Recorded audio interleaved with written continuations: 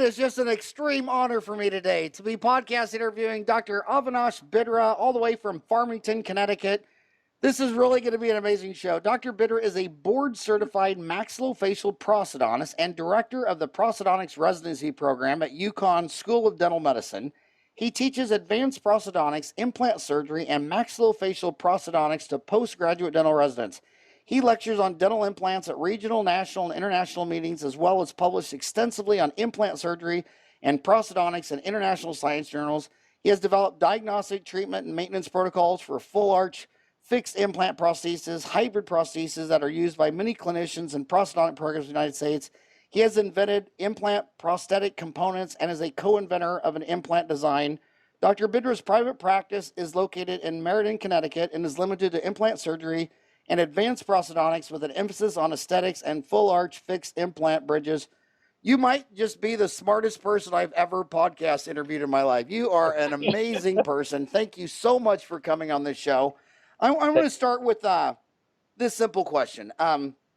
So you are all that in a bag of chips, and every year 6,000 kids walk out of dental school and they say, Avi, I didn't place one implant in dental school. They don't even know where to start. There's some online, you can find 740 different implant systems. You can, so what would you tell, let's say, I know you're not old enough to have a daughter graduate from dental school, but let's just say you were as old and fat and ugly as I am, and your 25-year-old daughter just walked out of dental school and she said, Dad, how do I go from 0 to 1?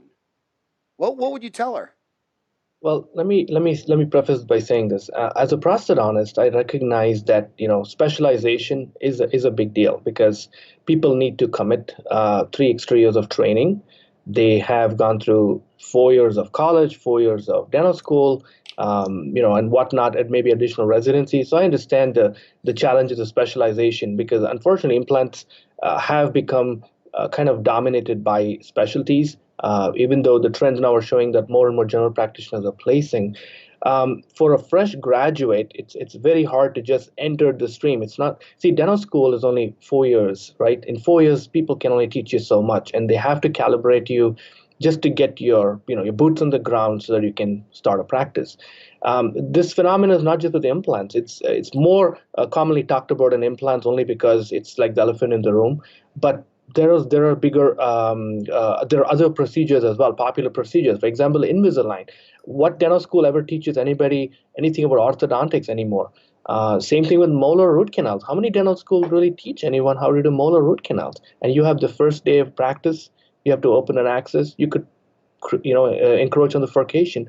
So with implants, I'm an advocate. I strongly believe general dentists should be placing implants and restoring. I would say at least straightforward cases. Being in America, being an American myself, I will tell you that I strongly believe America is the greatest country in the world. If a general dentist in this country cannot place and restore a dental implant, what other country do you expect? I just know that, for example, rich people from India come to the United States to get dental treatment. Why should the general dentist in this country not place and restore implants? So where would my 25-year-old so-called daughter start? First thing is I would ask, what's your interest? What do you want to do? You want to eat the whole elephant in one piece? Well, that ain't going to happen. It's going to take, it's going to take step by step. If you're really so passionate about implant surgery, implant restoration, you need to go to residency program. But if that's not for you, then you have to start slow. Be cautious because implant procedures, implant complications are all, you're talking about big dollars right now, big money. If implants cost $20, we would not be having this conversation, Howard. Everybody will just be doing it. If there's a complication, no problem. It's $20, we'll deal with it. Implant problems are very expensive to fix. So that's why I would start with proper training. And everybody does not need to be trained at the highest level of trying to become the next Paulo Malo or the Dennis Tarnow, but everybody needs to have training which suits their interest and their scope of practice. So that's kind of a long answer, to a short question. Another question they have is, it seems like so much of the training is tied to an implant system. A lot of them say, I almost feel like they have to pick an implant brand before they start their training, since the training and the brands are so intertwined. Do you agree with that assessment or not really? I agree with that with 1,000%. Unless you're in a university-based training program, where universities have access to so many different implant systems. It's in a 3-year residency program. At Connecticut, we have predominantly 2 main systems. At least in my program here, we teach Straumann and Nobel Biocare. But if you're trying to just take implant training from courses from outside clinicians or CE institutes, it's tough. It's tough to have multiple systems. Again, systems are so different, they're so complex, and it'll just confuse. I see merit to sticking with one system, or at least starting with one system, and then moving on. Once you get more experience, then you'll figure out the nitty-gritties. I will tell you, there is no one perfect system. There is no manufacturer in the implant industry, and there never will be one which offers the best of all the worlds. Well, unless all these companies buy out each other, that's a different story. Straumann's doing a pretty good run at it. They've bought Neodent out of Brazil. They bought Megagen out of Korea. They bought MDI. Was it MDI out of Israel? Yeah, something like that. I'll tell you though, they have kept them all separate though. You can't find Neodent listed in the Straumann catalog. It's like big corporations take over small companies. They've kept them all independent of each other. So when you're placing a Neodent, you are really placing a Neodent. You're not placing a Straumann. The cost of Neodent is significantly less expensive than placing any. Okay, you're kind of a unicorn because you're a prosthodontist who places implants. Most prosthodontists tell me that if they started placing implants, they'd lose all their referrals from oral surgeons, periodontists, and so they don't ever want to place. How did you start placing, and then what did that do to your referral business when you're actually now competing against your referring oral surgeons and periodontists? Well, here is how I look at it. I look at it from a more global perspective. Let me answer your And first question. of all, did you agree with that assessment from the 1,000 prosthodontists in the United Not States? Not really. I would question what is the age of those prosthodontists who answered the question that way. Most younger prosthodontists do place implants in their office. I don't know if you know this. Maybe you know this, Howard. You're the most well-connected person in dentistry I know, so you probably know this already. The CODA, the American the accreditation body for dental education, they passed standards last year which was enforced starting July 1 of 2017. All prosthodontic programs must teach implant surgery at a competence level. Competence means pretty much the same level what a periodontist or oral surgeon is learning. The time has arrived. And again, it has nothing to do with competition and referral base and everything. Now, yes, if you're a prosthodontist who thrived in private practice for decades, being referred patients by oral surgeons and periodontists, and now you suddenly start telling, well, you know what, I'm going to go ahead and start placing implant. It might hurt. It might hurt your referrals because those periodontist and oral surgeons were also dependent on mutual referrals back again. That's just how the United States dental professionalism worked. But the younger prosthodontists who have student loan debts close to $500,000 and who are trained in the residency program to 3 years of doing implant surgery, like all of my residents are, I'm sure they will probably refer some cases here and there because the complex cases maybe. But this, I think, I really enjoyed the interview you had. You had Dr. Paulo Malo on your show. I think probably November, December sometime. I really enjoyed what he said. Majority of dental implants are placed by general dentists. And he would think that prosthodontists are the best equipped to place implants. Let's be honest, patients are coming to us for replacement or solutions to replace missing teeth. They're not coming to us for dental implants. Today's dental implants, it just means to ends. Tomorrow it could be something else. 40 years from now, it could be some magic glue, some magic gel. Who knows what it'll be to replace missing teeth. And one more important thing, people don't like to talk about this, and this is Dentistry Uncensored. I like to talk about things. It's all tied to money, Howard. If dental implants were $20, who cares? Nobody really talks about it. Nobody really cares about this whole referral pattern and everything. Because dental implants are expensive, there's money tied to it. And that's why this whole competition of fishermen trying to fish in the same pond comes to play. I happen to be very liberal about it. Anybody can place implants as long as they are trained, they understand their boundaries and scope and knowledge. So my practice has thrived on implant surgeries. I get a lot of referrals from, believe it or not, general dentists. General dentists refer. I would say 95% of referrals in my office are from general dentists because they understand the value of a prosthodontist placing implants.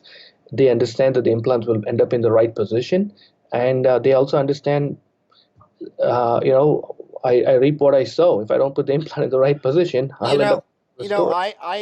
I know I say this too many times on my show, but I always go back to the basic remote control. I mean, I've never been in a house where anybody could figure out all the buttons on a remote control, because when they get a remote control, you got teams coming in from TV, DVR, cable, and everybody wants their buttons on. Whereas if the customer is first, there'd only be like 4 buttons on that thing. And I want to send my patient where the customer's first, and you can place the implant and restore it. He doesn't want to go to 3 different places. He doesn't want to go to an oral surgeon and then a periodontist or a prosthodontist. And I mean, they want one-stop shopping. And as everybody tries to predict the future, they're never going to be able to predict the future. I didn't see the cell phone coming, the PC coming. I didn't even see the garage door opener coming. I didn't see any of this stuff.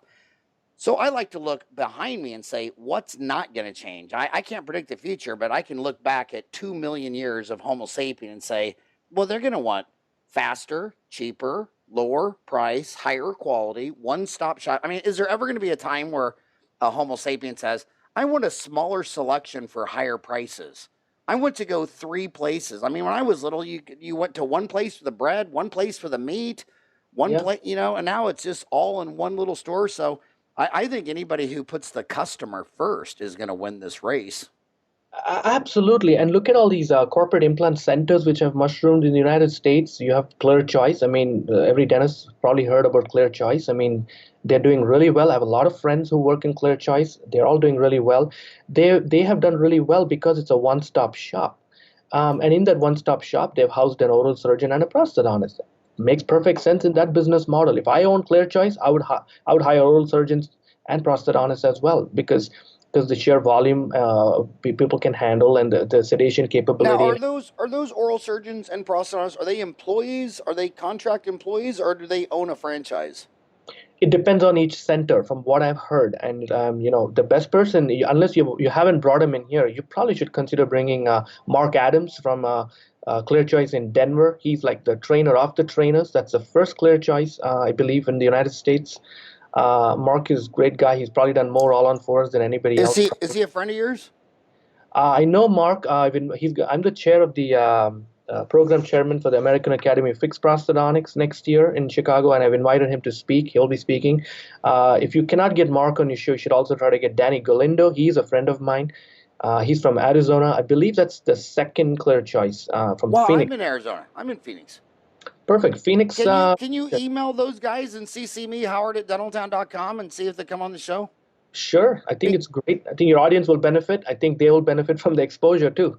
Because one of my pet peeves against all on four is that um like Clear Choice does like 18,000 arches a year, Sure. and in a herd of 320 million sapiens, 18,000 isn't even a rounding error. It's kind of like, and what I mean by this, you go to a convention and you look at the data that 96% of crowns in America are done one tooth at a time. And then you Yes. go to the conventions and it's all full mouth rehab. And then I go in the room and say, raise your hand if you have not done one single full mouth rehab in the And last all 5 years. And and everybody all of raise the their hand. And then you go to these conventions and everybody wants to get someone to come in and lecture on all on four. And the bottom line is, there's not one dentist in the room who's ever going to do it all on four. So the round houses, the full mouths, the veneers gets all the CE attention. And then poor bumblebutt dentist has to go back to Salina, Kansas and do his crowns one at a time. But he can't ever get a guy as qualified as you to come on and give a course on how to do one crown one at a time, or place one implant one at a time. Everybody wants to be Hollywood and say, look at this, 28 units of crown and bridge. And they're like, okay, but can you just show me how to do one molar? Yeah, you're absolutely right. You nailed it. I believe in that because I think that there's a huge disconnect between what is happening in the podium, on the podiums versus what's happening in the real world. Exactly. It's uh, Exactly. it's like it's like people watch that. It's like almost like an entertainment because that's a reality they can't achieve. So it's kind of nice. It's like watching extreme sports. You never can play extreme sports. You can never get on those fast bikes and cars, but it's nice to watch it. That's kind of how it's become. It's kind of sad.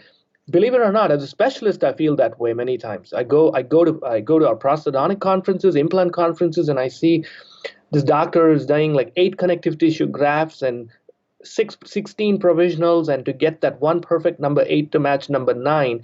And I'm sure he went broke doing that case, but I know he recovered money by lecturing in an audience who's willing to pay to listen to that speaker, right? And I know that's not real world dentistry. That's not how real world operates. Nobody's going to pay for that type of treatment. No patient has the patience to actually go through that procedure. So there's a big disconnect.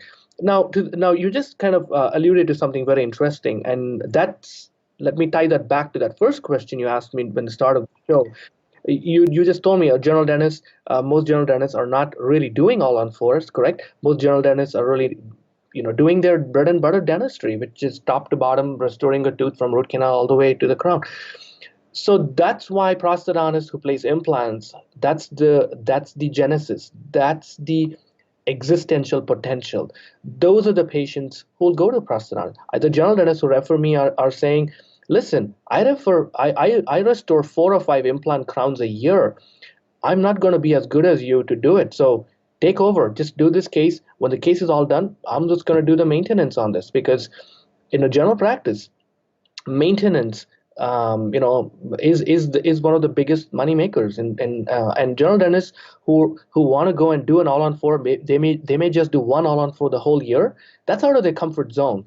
Why would you want to go through all that stress just to check off that thing in your list? Okay, I did an all-on-4, and I'm not even sure you're going to be that good at it. So sure, if you are a general dentist who's extremely good at all-on-4s, so be it. If that's what you want to focus your practice, so be it.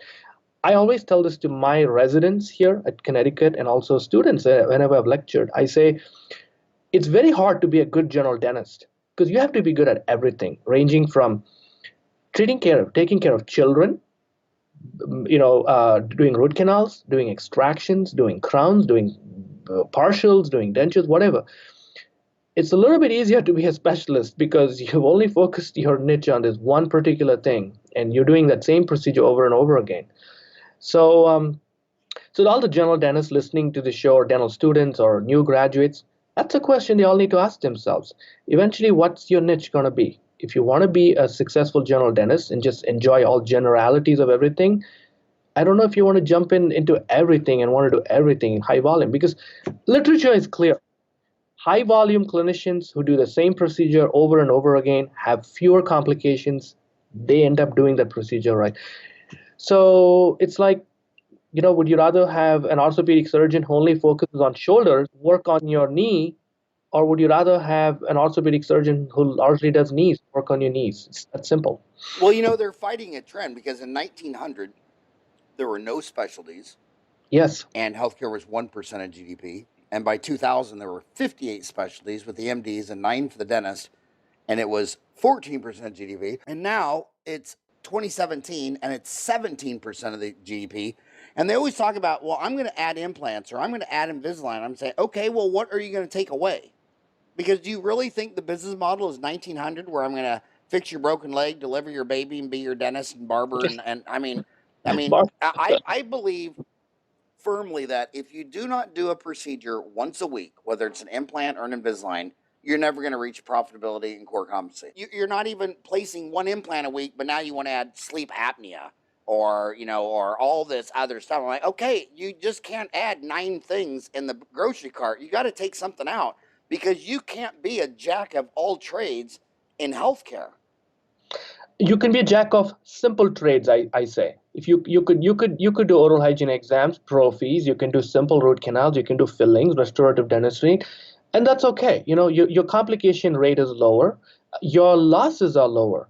If you do an all on four, maybe you're doing 2 or 3 cases a year of all on four, and now you have even a 5% failure rate. Okay, let's call it a 95% success. That's a lot. You're going to get hurt in private practice. Clear choice, like you said, doing 18,000 arches a year, they can take a loss of 5%. You know, it's like Costco. Costco can take a loss of 5%. Doesn't hurt anything. If a mom and pop bakery takes a loss of 5%, that's going to hurt them because it's your most general dentists still at least are doing small mom and pop practices, and that's why I do a lot of all on fours in my office.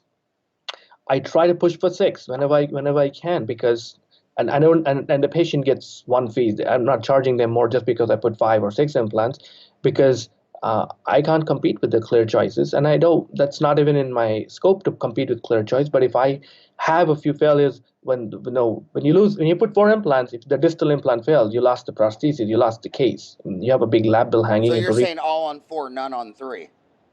No, not really. Maxilla more so. Mandible, I mean, PI Brandemark did 4 implants in 30 years ago, and it worked great. Maxilla is usually the tricky one because it's also aesthetically, patients are a little bit more conscious about it. If you lose a distal implant, you have to put a new implant. Are you going to put it the same day? If you put it the same day, are you going to load that case? Um, those questions come into play. So whenever I do have a lot of all-on-4 maxillas in my office, but whenever possible, I'm putting 6 implants. Where do I put the fifth and sixth implant? I'm going back to the pterygoid areas. I'm going to go back to put pterygoid implants. That gives me my fifth and sixth leg, and now I've got that backup fail-safe situation. So you said UCONN uses Straumann and Noble Biocare? Yeah, at least in our program, yes. So what do you, I know what a lot of my questions I ask is not what I think. I'm trying to guess what all my homies are thinking. I know they're all wanting to say, just tell me what you use. What do Straumann you and pick? Noble. I pick both of them. I best of both the worlds. I look at Straumann and Noble Biocare as Pepsi and Coca-Cola. They're the big companies. They both offer great products. You see, it's very tempting for a new dentist to graduate and just go with a copycat product, and I understand the cost of the copycat products are much cheaper. Today, like you said, there are over 700 implant systems. You can buy an implant for $100. You can buy an implant for $450.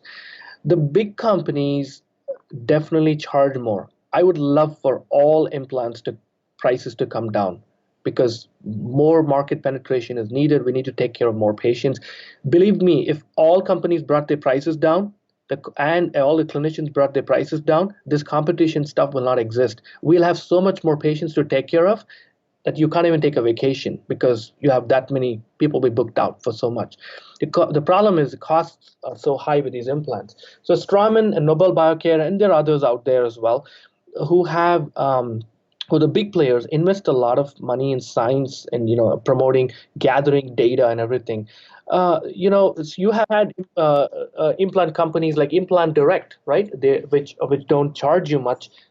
They have not had any studies. I would love to see 10-year data. I would love to see 5-year data even on implants. Implant Direct implants or any other of those copycat companies showing clinical trials. And I would love for more and more companies to show 10-year data and showing good survival rates. So now the fidelity of a clinician is there. You can trust the implant system and say, hey, there's 10-year data on this system, so I can buy it, even though it's cheaper. It doesn't matter. So that's where I think the smaller companies have failed. They've not gathered data. They've just piggybacked on copying a surface or whatever. Because, like I said, if third time I'm saying this, I can't believe it. If implant was $20, nobody would be talking about all this. Implant complications are expensive, complications to fix and treat, and that's the message for all the younger dentists out there: is that you don't want to use copycat products. Now, there are two things which matter. One would be scientific data, and the second would be if you're a clinician who says, you know what do I care about some study done in some country where those patients do not even represent what I'm doing? What do I care about data? Well, That's a fair question to ask. Then the second thing you could ask is there a warranty? All the big companies now offer lifetime warranty on the implants and even abutments.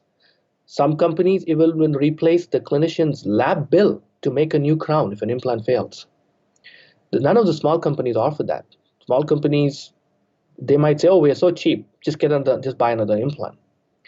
But again, how much failure rate are you willing to tolerate as a mom and pop dentist in a small practice who just graduated?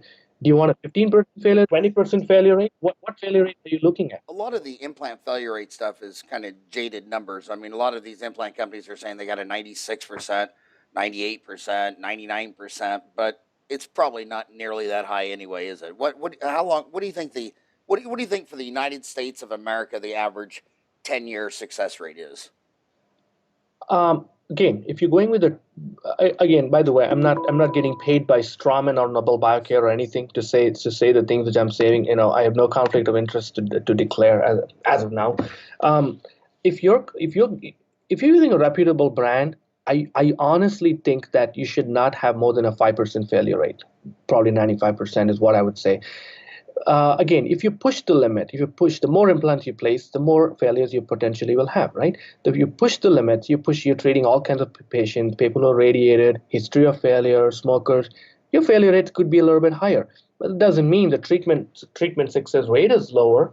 Now, again, if you there have been papers published, showing there was a paper published, I think a few years ago, showing that general dentist failure rates were just a little bit higher compared to specialty rates or the rates published in literature. So there needs to be more caution. And a lot of people got upset about it because I'm sure it would offend the trained, the well-experienced general dentists who are placing implants for many years. So like, hey, I don't have that failure rate. That's just one study, though. That's just the data. I would bet you anything the copycat products fail a lot more than the reputable companies. It's very hard to conduct a study, very hard to prove it because there could be legal liabilities associated. It's funny. My 30-year class reunion party was this last Saturday. I graduated 30 years ago on May 11, and I don't think Wow. if I every general dentist I've ever met, I say, what percent of your root canals fail? Almost 100% will say, well, knock on wood, I've never had one. And then they say, my composites last longer than amalgams. So I like insurance data because Sapien believes what he wants to believe. He never looks for data. He never looks for facts. He just looks for what he wants to believe. I mean, my oldest sister is a Catholic nun. Trust me. I mean, almost everything that comes out of her mouth is her wishful thinking of what she wants to believe. But I like insurance data, and insurance data shows that on just molar endo, if an endodontist does it in just 60 months, 5% are extracted. If a general dentist does it, 10% are extracted. Yes. So I like data. I don't want to hear what your beliefs are. I don't want to hear what you want to believe, but amalgams seem to be lasting 38 years and Absolutely. composites tend to be lasting 6 years. But you'll never meet one dentist on the third rock from the sun who doesn't believe his tooth-colored fillings glue the walls together and holds it all together. And I know these other Sapiens, they don't know how to place one, but when I place them, they last longer than them. And it's like, okay. So yeah, I would based on the endodontist and molar endo, I Hmm. would bet that the implantologist, the prosthodontist, the periodontist oral surgeon probably have a 5% failure rate, and the general dentist probably have a 10% failure rate. That's how I'm getting that math. And also, when you sit on these boards, we need to start putting more and more pressure on the dental insurance companies to show us more of their data. Like when you talk to the chief economist of the World Health Organization, I mean, Delta Dental won't even let them look at their data. I mean, if we all could start looking at the data and work with our supply chain better, then you could. I mean, imagine as a process, like say Ivoclar comes out with a new composite, and then within 2 or 3 years, you've already seen a million of them placed. And I mean, so seeing data is what monkeys need because they don't believe anything else. But when you look at the spreadsheets of saying, okay, here's 100 million units placed, Don't tell me your fanciful wishes. Here's the math. You're absolutely right. This is the information age, right? Data is the currency right now. Dentistry, unfortunately, has been founded on ego, founded on who's more macho. My implants never fail. Your implants fail. If somebody tells me the implants didn't fail, number one, they're lying, or number two, they haven't placed any implants. I'd always tell my residents, your implant failure rates are lesser than mine because you guys haven't placed as many as me. It's just, everybody knows that. Who's done a great job collecting data and also offering data is Glidewell. I'm sure you have had Jim Glidewell on this. If not, you should definitely have to get Jim Glidewell. He's on this thing Every time I talk to him, he tells me to call him back in 2 months. I call him back in 2 months. He says, call him back in 2. So I just talked to him like a week ago. He says, well, it's summer vacation. I'm going to my ranch. Hit me up. But anyway. But yeah, I love Jim Glidewell. They have collected data, and something which is which I don't know if you've touched this upon in your show before or not, but to me, one of the most groundbreaking things, and I don't use the word groundbreaking that often. Well, I used it once when my first son was born. That was groundbreaking for me. But groundbreaking thing which is happening in dentistry right now is, what? One word. It's called warranty. This shuts everybody up.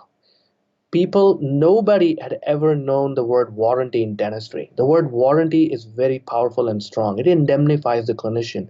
So Glidewell is one of the leading labs which started this concept. They have a 7-year warranty on their zirconia restorations. There are some other labs in the United States offering lifetime warranties on any restorations ever done. That means they're offering warranty on the actual product. Not, of course, if a restoration fails because the patient didn't brush his teeth, got caries and all that stuff, but this product warranty is available. I'm doing a lot of the full arch monolithic zirconia bridges in my office. Labs are offering 5 to 7 year warranties on it. Now, you think about it. If a lab wasn't so sure that the fidelity of this material was that high, they would not bet on this horse because the lab bill on each of these full arch cases is $3,500 to $4,000. At least I'm just telling you an average Glidewell rates could be even higher. Other labs when you use. So the labs are willing to bet on that if anything breaks, we will indemnify you. That changes the game for us as clinicians. Well, now we're saying, wait a second, somebody has collected the data, or somebody has tested this product for several million cycles in the lab, going up to certain amount of aging, and if they're willing to indemnify it, that's a big deal, and we can now transfer that to the patient and feel more comfortable doing that. I'll tell you, Howard, I haven't done a metal resin hybrid, the good old metal resin hybrid. I have not done one. Art glass? What's that? Yeah.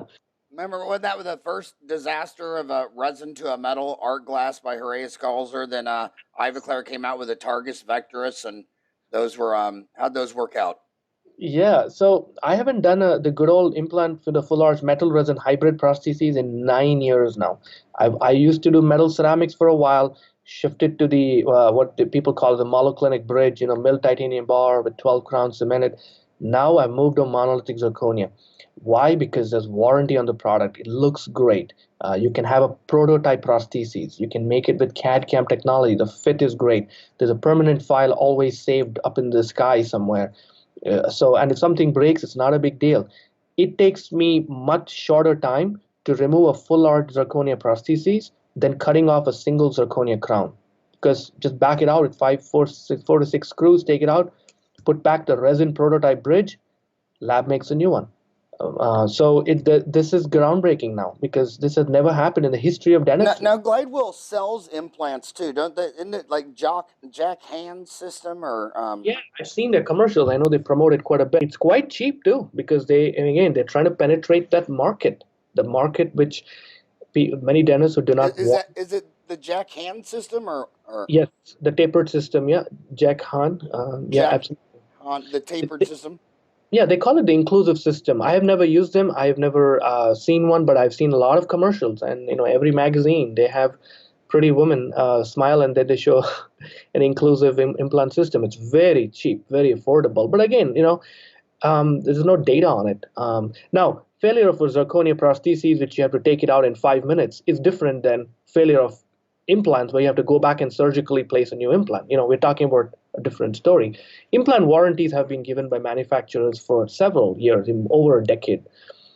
If an implant fails, an implant company will throw you a free implant, maybe an abutment, but your time is still, it's going to be accounted for, right? You need to place the implant, you need to wait for the healing period, redo the lab work. So I would love for us to arrive in the dental industry at some point where implant companies will tell you, hey, guess what? Across the board, only 5% of our implants fail. So if you were to use our implant system and an implant fails, we will not only replace an implant and an abutment, but we'll also compensate you for your time. So But are that you talking about the implant itself failing? Something with that breaks? I mean, are you talking about you place an implant, it loses bone and perio and et cetera? I'm talking about if an implant fails. I would love for implant companies right now they offer you a free replacement implant. What they don't offer you is your compensation for your time, your loss So of you're talking income. about if the implant breaks, the abutment, something with the implant, not the host surgery. Yes, I want, if an implant fails because of loss of osseointegration, the companies will give you a free implant, but they don't offer you as compensation money for your time, right? To place that implant and go through the whole procedure, lab bill, and all that stuff. I would love for our industry to arrive at that point, and I think that'll be great. Maybe if there's a company who wants to do it, that would be great because now that changes the game for everybody. They're like, wait a second, yeah, I'm using an implant system which doesn't offer any scientific data or long-term clinical trials, but guess what? This implant will take care of me no matter what happens. It Okay, will cover. I want to rein you back in all the way down to that one tooth, that one molar Mhm. on a grandpa with a big liver spot on his head, so it don't matter what it looks like. Just a no-brainer, big mandible, non-smoker, no health history. You already said that you like Straumann Noble Biocare. Mm-hmm. Um, another one is to cement or screw. Do you on just a single? You talked a lot about the maintenance and Yes. are you a cementer or do you prefer the screw on a single? Single units, try to keep it screw retained whenever possible. If it's not possible because you have to change the angle of the implant because if there's an anatomic undercut like that, the good old grandpa story you said, that grandpa may have really nice wide ridge, but sometimes that grandpa could have a lingual undercut, and there's a dangerous vasculature which lives there called a sublingual artery, lingual artery there. So if you have to angle the implant slightly lingual to avoid that undercut, go with cement retained. I honestly think that the cement retained problems related to cementation is exaggerated a little bit. It's blown a little bit out of proportion. Every single listener of your show should obviously, I hope they know about it. They need to use a copy abutment technique. Just make a copy abutment, do a trial cementation quickly right before you cement it on that copy abutment, clean off the excess, and go right back in the mouth immediately. So now you hardly have any cement excess at all to clean. Okay, So, explain that again. Just explain that so again. So copy abutment technique it's a very simple concept. People have talked about it for decades. You basically make an abutment, make a replica of an abutment. How do you do that? You just squirt like a blue mousse inside your crown. You squirt blue mousse inside your crown right before the blue mousse sets. Insert like cotton, the tip of a cotton swab or something. So now what you have is a lollipop, right? So when the blue mousse sets, you separate the crown, and the integrity of the crown basically gave you the exact shape of an abutment. So now, right before you're ready to cement a crown, basically you fill the crown with cement. I hesitate to use the word fill because some people take it literally and fill up the crown with cement. The way I teach people is just paint, just have a thin painting of the cement inside the crown, and then you quickly take the crown, cement it over that copy abutment, which is made of blue mousse, correct? And now you have a little bit of extra cement coming out, and you take it out, and go back right back in the mouth and cement it over the actual abutment in the mouth. So that's in this scenario, you rarely have excess cement, and you're rarely going to have much problems. Now, here's another thing too. Think about this, Howard. Millions and millions of crowns are cemented all around the world. Do you really think if in if cement was really a predictable culprit, you think all those implants would be lasting? They all would be having peri-implant bone loss, correct? Why is it that we see this only in a small spectrum of population, because number one, maybe we don't understand enough that the cement is probably not inducing the same bone loss and the peri-implant bone loss consistently around all implants. And number two, depends on the type of cement. Maybe not all cements are necessarily toxic. Well, one thing for sure, if it's toxic, it won't be FDA approved to be used in somebody's mouth.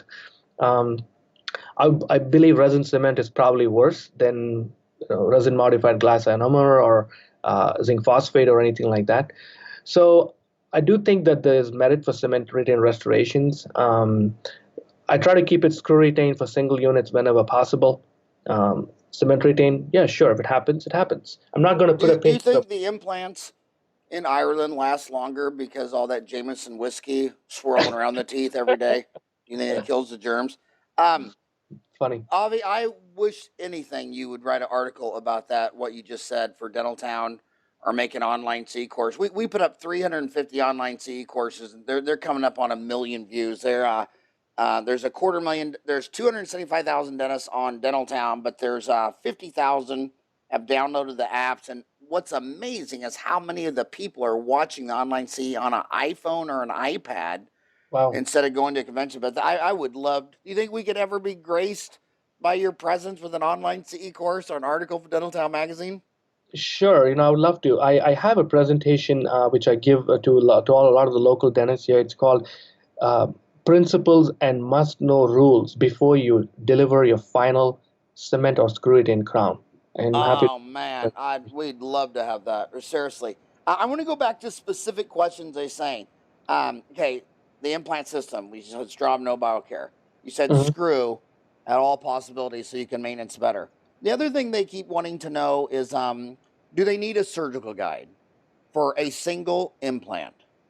Okay. And on the same question, do I also need a CBCT for a single? All I'm going to be doing is one at a time. Okay, let me answer the question. It's a loaded question, to be honest. You probably figured it out. It depends how much experience that the clinician has and how much knowledge of anatomy a patient has. Like, just because somebody has a lot of knowledge doesn't mean it translates to experience, right? They haven't probably raised the flap, they don't understand flap management and everything. So if it's an anterior restoration, I don't really believe I'm talking about anterior maxillary restorations. I don't really believe you need a CBCT unless out of academic importance you need to figure out how much bone really have. It improves your comfort zone. From an anatomic standpoint, there is really nothing anatomically significant where you'll encounter bleeding or nerve injuries in the anterior maxillary area where you have to worry about. I would say premolar to first premolar to first premolar, because sometimes sinuses do come into second premolar, so you can get away with an x-ray in panoramic or periapical x-ray. Anterior mandible, posterior mandible, I think you'll significantly benefit from a cone beam CT, only because if you're trained to clinically examine the patient well, you understand anatomic undercuts, you understand surgical anatomy well, maybe you're okay. Do I use it? Of course not. Do I use it on some cases? Sure do. If I'm really close to the nerve, the panoramic X-ray is telling me, I've got like 7 millimeters, 8 millimeters to the inferior alveolar nerve, and I want to put a 6 millimeter implant, I probably would take a CBCT because I want to be dead sure. Again, why? The liabilities, the cost of dealing with that nerve injury, the cost of dealing with an issue is more. So I'd rather stay in my comfort zone and just take a CBCT. Because if it's a medical legal issue, the first question you bet today you'll get asked is, "Sir, doctor, did you take a CBCT? Why not? Can you have a valid reason?" With regarding surgical guide, here's what I look at the word. The word surgical guide is a completely inaccurate word. It's a wrong word. It's an old school term. The correct word is prosthetic guide, because an implant is a prosthesis. We're placing the prostheses in bones. It's a prosthetic guide. The minute you start thinking about the word surgical guide, immediately the word prosthetics, the prosthetics aspect is forgotten, right? Because again, patients don't come to us for implants, they come to us for a tooth. So I would use the prosthetic guide if you are a novice practitioner. If you're a novice implant clinician, means you probably place maybe no more than 10, 15 implants a year. Definitely you make a guide, because it'll make your life easy and you will get the implant in the right position. At least you'll confirm the angulation. If you place hundreds of implants a year, You all know who you are. You don't necessarily need it in every case. For single implants, I'm talking about clearly. For full arch cases, I always end up using a guide. Now, I'm not talking about necessarily a CBCT guide. I'm talking about just a conventional guide, something which your dental assistants can do. Just put a denture tooth in the missing space, even, and make a quick vacuum form suck down. Put a black Sharpie marker on buccal and lingual to guide you through an angle, and make a big hole in the guide and just drill through it. That's a prosthetic guide. It helps you doing surgery. It helps you get your angulations. You don't have to necessarily go for a fancy schmancy CBCT guide. I think that's again blown out of proportion a little bit. Too much emphasis on the preparation part.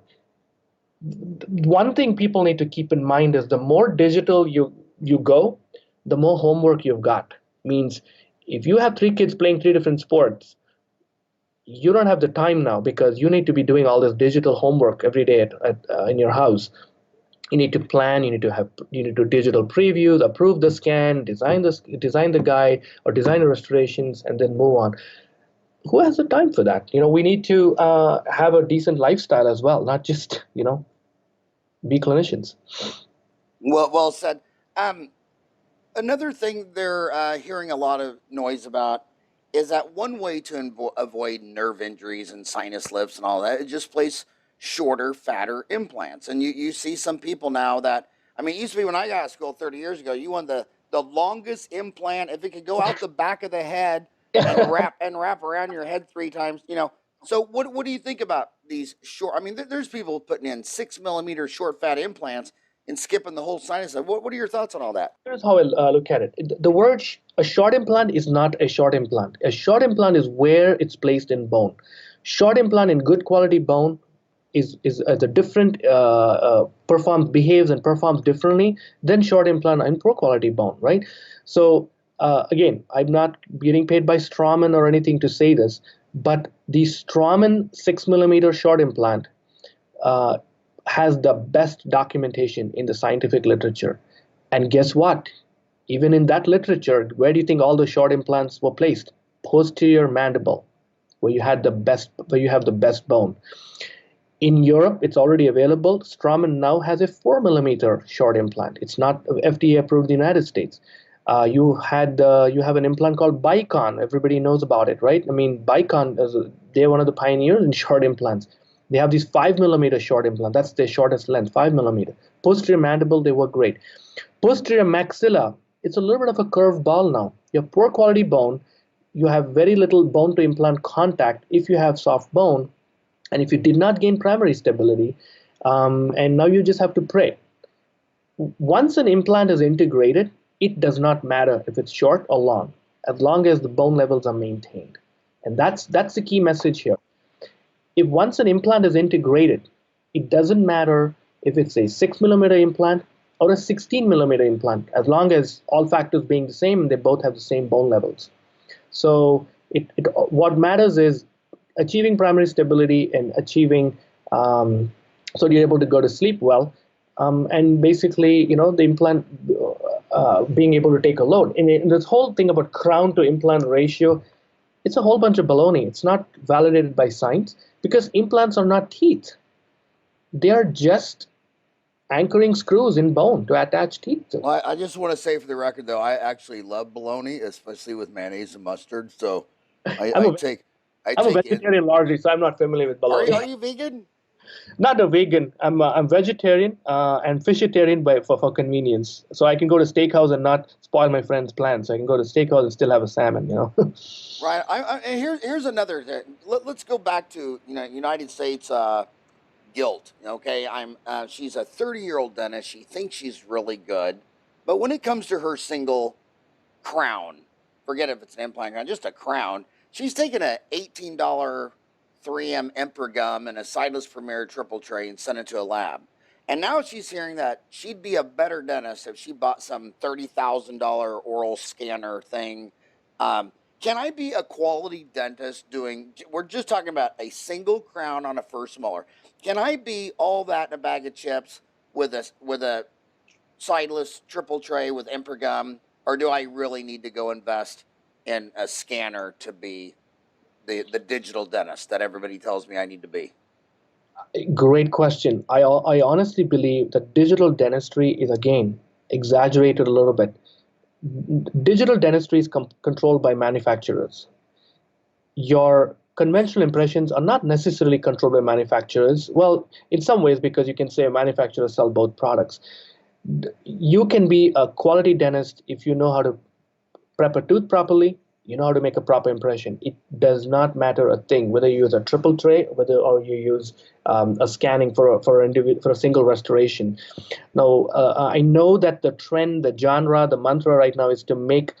There's no other profession, Howard, in medicine where one dentist, one professional's ego or macho is better only because based on the equipment they own and purchase. I would never see an orthopedic surgeon telling another orthopedic surgeon, hey, I've got this laser assisted, surgical cutter. You don't have it, so I'm better than you. It's dentistry is kind of strange that way. Dentists are strange that way. They're based on the equipment they purchase, they make themselves feel great. I honestly don't think. Now, talking about triple tray, a quick message I have for your listeners is triple tray works great. There's absolutely nothing wrong with it. But do not use a triple tray if it's not the most distal most in distal most teeth. Do not use a triple tray for crowns on number 18, 31, 2, or 15 because arc of closure of the mandible and everything, you'll end up having to adjust the occlusion a lot. So if you have a bounded space on each side, you have a tooth bounded in front and back, triple tray works fine. Why? Because the tooth in the front and tooth at the back compensated for the arc of closure, the mandible, and you don't have to adjust a lot of occlusion. So you're saying don't use a triple tray if it's the last tooth. Exactly. And then you named all 4 second molars. So I'm going to translate this in case you're in Kentucky. That would be tooth number 5, 13. Be second bicuspid in Kentucky. Same question about Sirac. She just does single unit crowns. She's still just using a sideless triple tray to the lab. And they're telling her to be a better dentist, she needs to buy a $140,000 CAD CAM machine. And what are your thoughts on that? Don't buy it. Don't buy it because I don't see. As an educator, I see the value in my residents using digital impressions, digital scanning, digital technology. We recently purchased $95,000 worth of equipment for the program using our foundation money over here. We are using digital impressions, but not that often, because in the prosthodontic clinic, we see a lot of large cases, which digital impressions cannot do yet consistently. We're doing a lot of quadrant dentistry, which digital impressions are not predictable yet. And by the way, don't forget, you need to pack cord because no scanner, intraoral scanner is ready to go below subgingival. And, so you have to pack cord. Many scanners you have to spray. See, again, this whole aura is built up that digital dentistry is the only way to do. That's not true at all, because keep in mind, it's not just the cost of a scanner you're buying. You have to buy maintenance, upkeep. Okay, you have to pay your licensing fees every year. You have to pay for you have to have a server right now. Where are you going to store all those scans, right? I mean, all the data is going up now. IT is not cheap anymore. IT is expensive, so you have to have a server. I mean, once you start doing a lot of these, the data will build up. You're going to have a lot more server space. So return on investment, okay, let me summarize the message this way. Don't go digital to make more money or thinking that you'll earn more money. That's really not been proven. Go digital because you like going with advanced technology. You genuinely like being on state-of-the-art dentistry, because you are not necessarily going to make more money. In the short term, you'll actually lose money going digital because you'll have to buy the equipment, like you said. You have to your speed will become slower because you're going to be slower now. You're not as good at it. You're not as fast as it. You'll make more errors, and for all the other licensing and upkeep fees, you'll end up paying. So after a while, you plateau out. I don't necessarily believe you'll end up making more money. There's a new phenomenon which not a lot of people talk about, and again, dentistry. This is Dentistry Uncensored, so I'll bring this up. Offices which have gone digital end up, or who have been successful digitally, right? They end up finishing up the patients more faster. Guess what? They are running short of patients now, because they entered the digital tarmac and cleared up the goods faster. They need more patients now to fill. So the companies will tell you, you can treat more patients digitally. Well, bring the patients now, right? I cleared up all my patients. Bring the But patients. who do you think actually makes a better single unit crown? A dentist who does the whole CAD CAM thing in house, or the dentist who sends it to a lab and the lab makes the crown? Who do you think makes a better crown, the lab or the dentist? You mean like an intraoral milling? You mean like a chairside milling unit versus a Yeah, lab in-lab yeah. milling unit? I would bet you it's a lab technician. I know. All day long. Exactly. All day long. Because that's Here's dentists remind me of congressmen.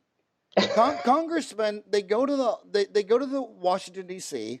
and they don't feel like they're doing anything unless they pass some $1 billion program, and then they feel very satisfied that they did something. Because see, I passed this big bill and it was $1 billion, and I feel like I did something.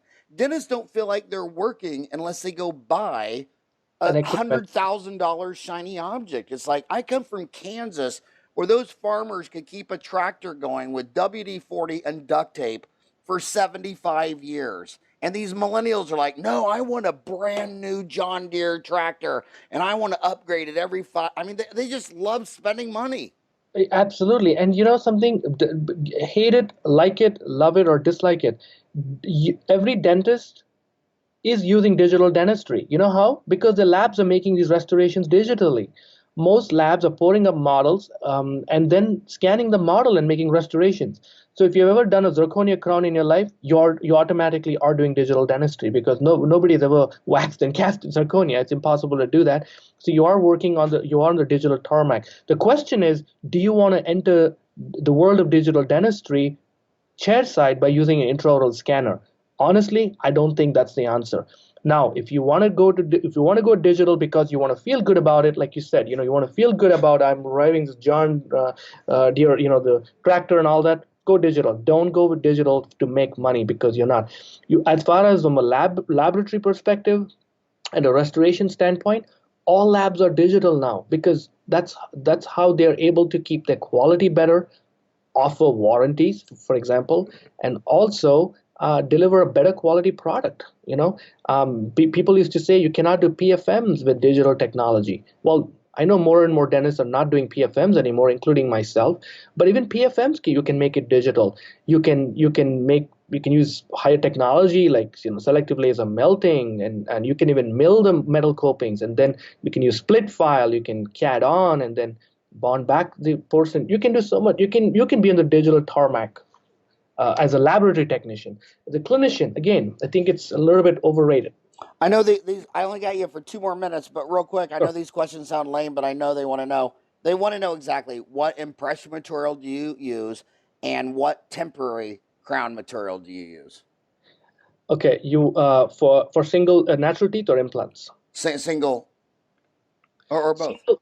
Okay, so again, I'll tell you brand names because I know general dentists like to learn brand I names. know they do. They always And get mad at me if I didn't ask the brand. and I'm not, going to be politically correct. I'm not getting paid by any company. So my favorite provisional material for to make provisional for single units is a material called Super T. Super and the letter T, only because it sets faster, the color shades are better. It's just polymethyl methacrylate. Has got 100 years data on it. And as Ugh. far as impression material is concerned, I use Improgum polyether made by 3M.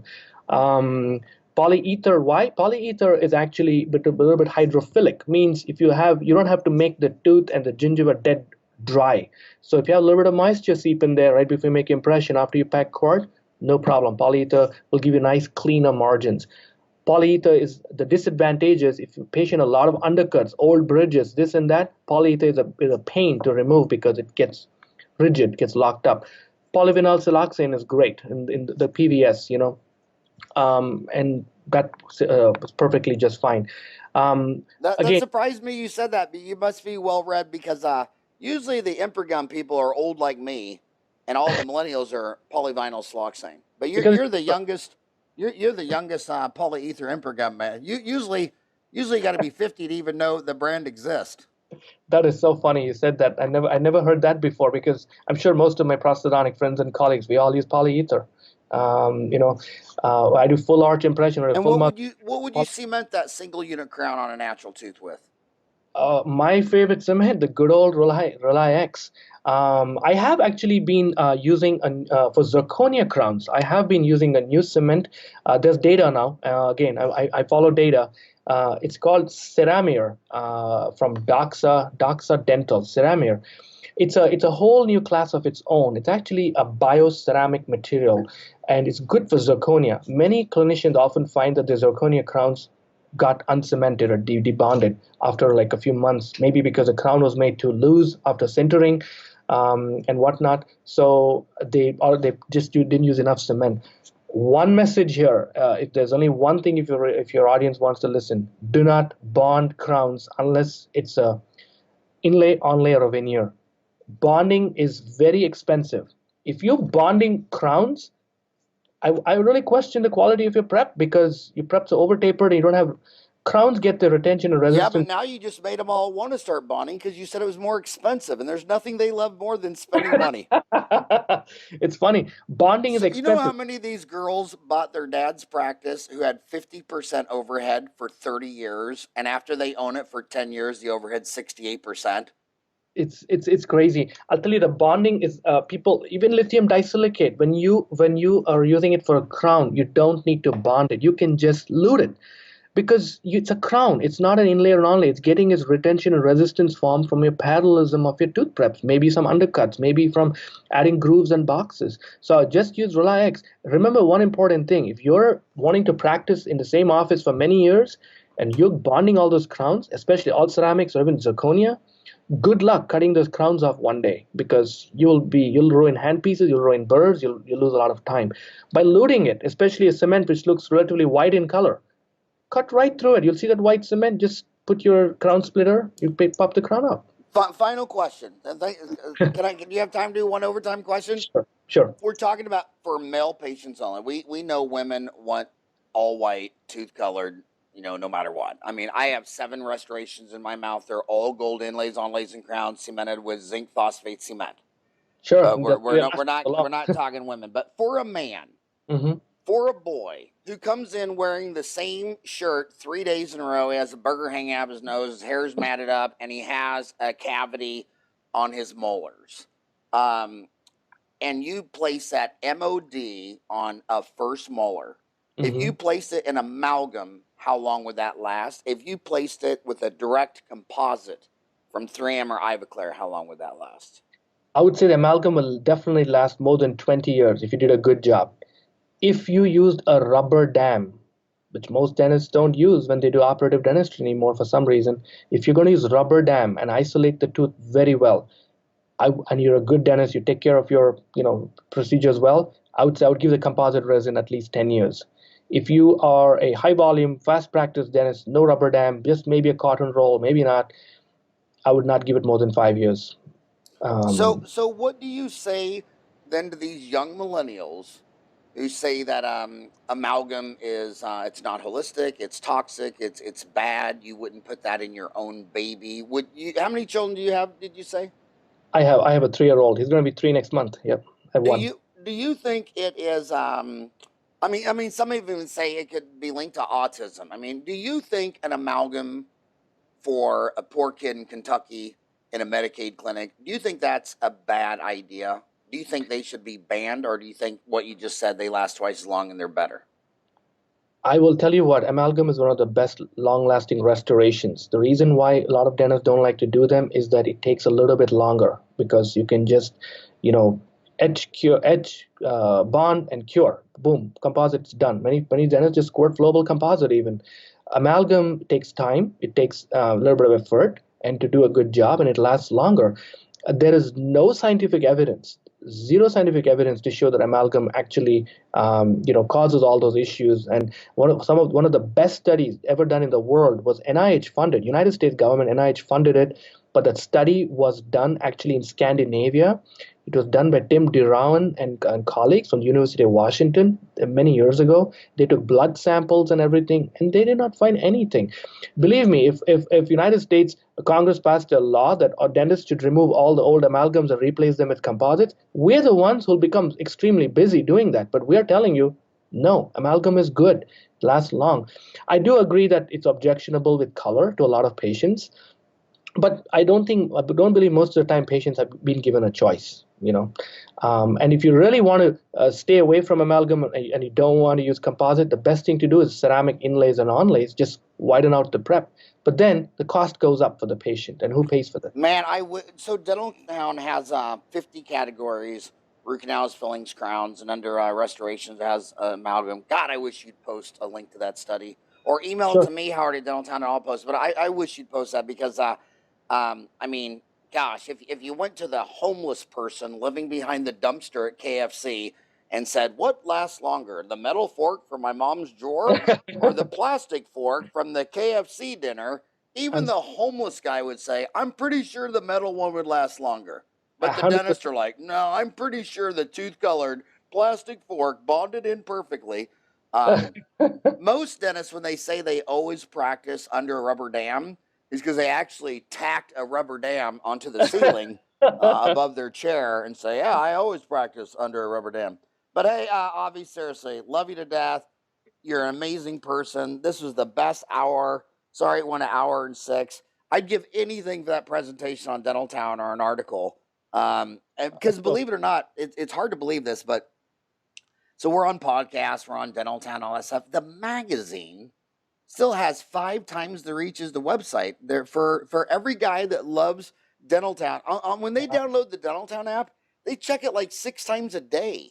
That's But the awesome. magazine, an article in the magazine still gets far more reach because when you mail it to 125,000 offices, they throw it on their desk, and then when they're waiting for someone to numb up, they open it up and they read it. I mean, a lot of people say that magazine industries and newspapers are dead. The business model's dead. They might not want to pay for a newspaper magazine, but Yeah. they're monkeys. If you went and threw a newspaper on their driveway every day, they'll walk out there and pick it up. We mail that magazine, it sits there, and they all read it. We get more activity from the magazine than the website. 100%. If that were not true, look at all these magazine shops in an airport. They all would shut down, right? People still buy magazines, and they're all overpriced at airports, as we all know. And then, at least as of today, none of the airlines will ask you to shut down the magazine before the plane takes off. You should probably try to post some of your Dentaltown magazines at airports. A lot of dentists are flying here and there to take CE courses and whatnot, and charge a premium for that. Well, I hope we get your CE course. How long is your presentation you give all the? That's about an hour, but I can modulate that between 45 minutes to an hour. Oh no, longer the better. I think I love the title.